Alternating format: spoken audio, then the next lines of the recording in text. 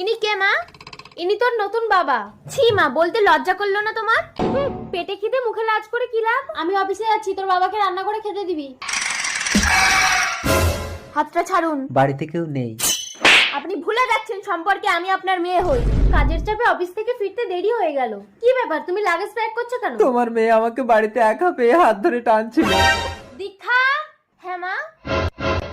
এই খুব যৌবন জ্বালা উঠেছে তোর না? মা সত্যি কথাটা শোনো। কোনো কথা শুনবো না, তুই ঘর থেকে বেরিয়ে যা। আমি কোথায় যাব মা?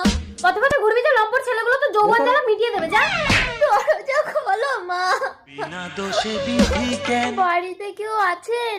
কে? আমাকে রাতটুকু থাকতে দেবেন? আমি কিন্তু এই ঘরে একা থাকি, আপনার কোনো সমস্যা নেই তো? না। ভেতরে আসুন। এ কি, আপনি আগুনে হাত পোড়াচ্ছেন কেন?